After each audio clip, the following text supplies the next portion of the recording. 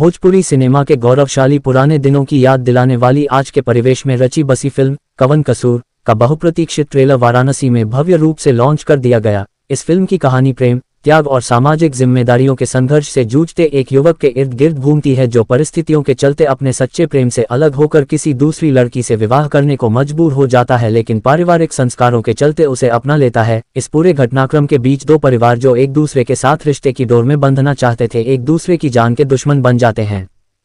Film का निर्देशन बनारस के क्वींस कॉलेज के पूर्व छात्र राधेश्याम राय और शिवराज सिंह ने संयुक्त रूप से किया है, जबकि निर्माण की बागडोर रुद्र तिवारी, रजत तिवारी और वंदना राय ने संभाली है। गीतों को शब्दों में ढाला है पी केसरी ने और संगीत दिया है हर्षराज हर्ष ने। फिल्म की सिनेमाटोग्राफी का कार्यभार अशोक सरोज ने संभाला है।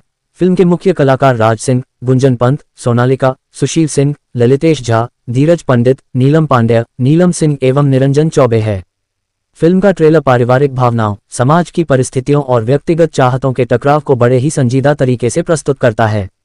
बैकग्राउंड्स को, संवाद और कलाकारों का अभिनय दर्शकों के मन को गहराई से छूता है। जयंत मीडिया एवं बनारस टॉकीज के बैनर तले बनी फिल्म कवन कसूर न केवल मनोरंजन करती है बल्कि समाज के उन अनकहे सवालों को भी उठाती है जिनका जवाब हर दिल ढूंढता है। फिल्म जल्द ही सिनेमाघरों में दस्तक देने वाली है। वाराणसी से संतोष कुमार सिंह की रिपोर्ट।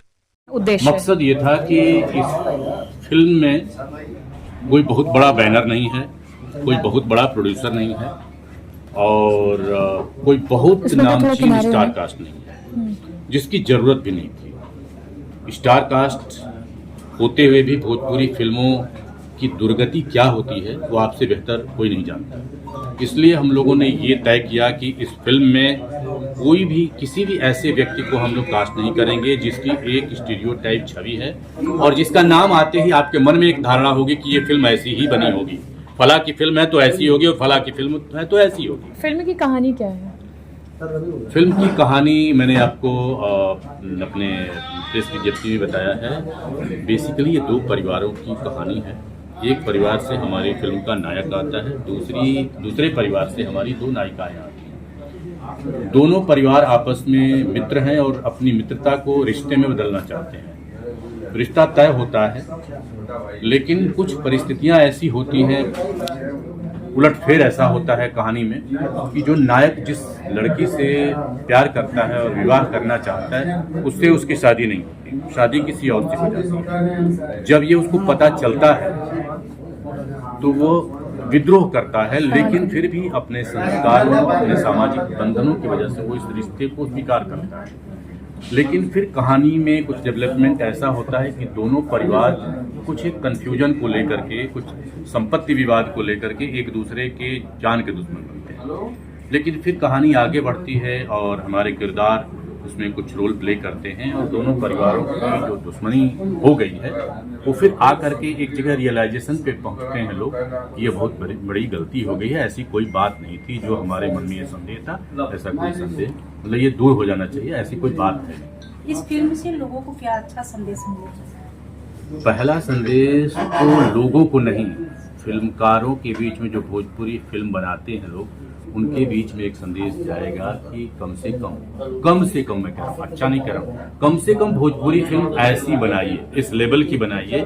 बेहतर करने के लिए तो मतलब ऊंचाई की तो कोई सीमा नहीं, कितना अच्छा कर सकते हैं, लेकिन नीचे मत गिरिए। खंदक खोद करके कुएं में गिरिए और फिर कुएं को भी गड्ढा खोदिए, उसमें और गिरिए।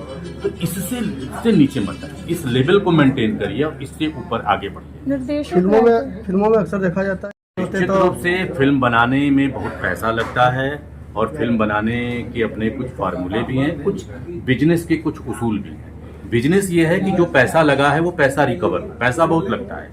बिजनेस कैसे होगा?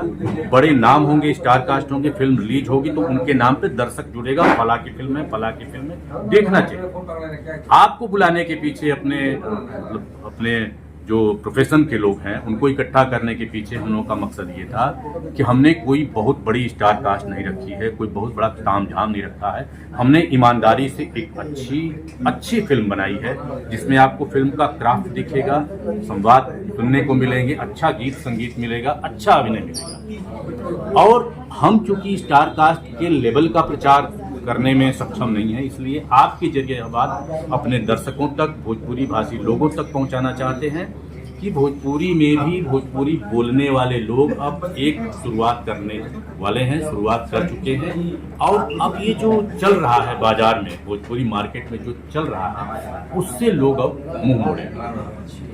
का अपना एक बाजार है, चाहे वो साहित्य में ले लीजिए, चाहे सिनेमा में ले लीजिए, चाहे संगीत में ले लीजिए। समाज का एक वर्ग ऐसा जरूर होता है जो उसमें रुचि रखता है, वरना पोर्न इंडस्ट्री ऐसे ही नहीं खड़ी हो जाती है। साहित्य में या फिल्म में वो है एक वर्ग, लेकिन वह मुख्य धारा का विषय नहीं।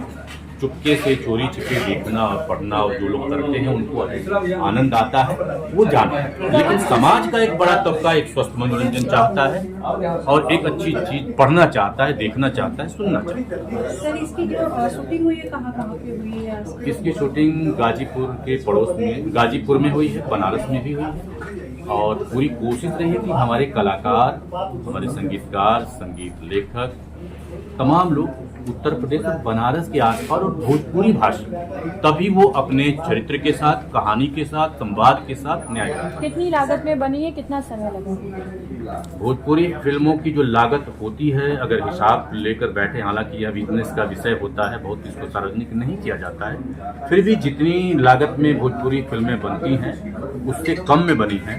लेकिन दोनों को अगर समांतर रखा जाए टेबल पे और आगे पीछे दिखाया जाए तो आपको परिवर्तन, दोनों में फर्क साफ नजर आएगा। पैसे से फिल्म नहीं बनती, फिल्म बनती है ईमानदारी और परिश्रम।